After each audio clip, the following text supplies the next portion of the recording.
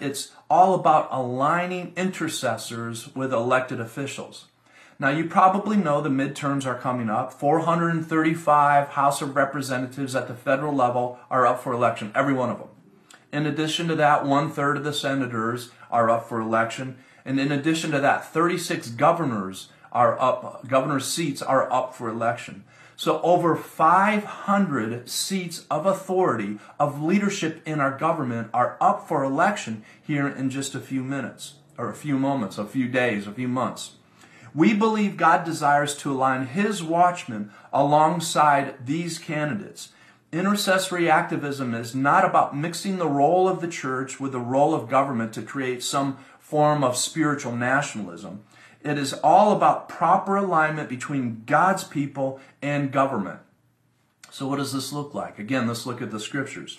In Romans 13, chapter 13, verses 1 through 4, it says that God, that all authority are God's servants to do good.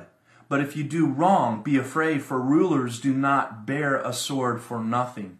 In other words, God put in place every authority on earth in order to punish the bad and to protect the good.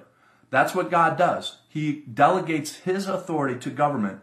And one of our founders, Derek Prince, he often said that we get the government we deserve. And so if we're not participating in government, then we will get bad government. God created government to punish the wrong and to protect the right. A government cannot know what is wrong or what is right without the church. Our Supreme Court's first Chief Justice, John Jay, said, "We are a Christian nation and we prefer Christian leaders." You see, our founding fathers understood the importance of virtue. Democracy will not last without virtue. So intercessory activism is the correct alignment between God's people bringing His values to our government. So the third thing I want to talk about is that we are in a specific season where we can ask God to move greatly through the authority of our government. So this is really important. This is kind of the crux of what I'm talking about.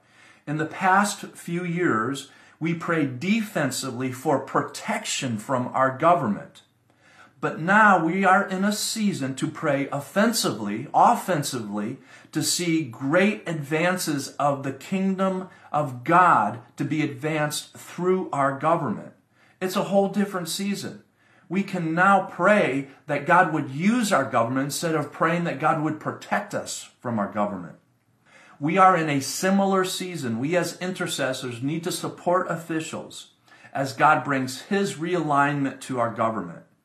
So today, as we consider how we can pray with, instead of the sword, we can pray with a scepter. We need to consider the fact that intercessory activism is very important in this day. And it's three things: connecting with officials, mobilizing prayer, exposing evil, and being watchmen in terms of what we do. And then the second point is correcting the alignment between God's people to bring kingdom values through relationships to our government. And the third thing is asking God to utilize the U.S. government to have His kingdom come, His will be done on earth as it is in heaven.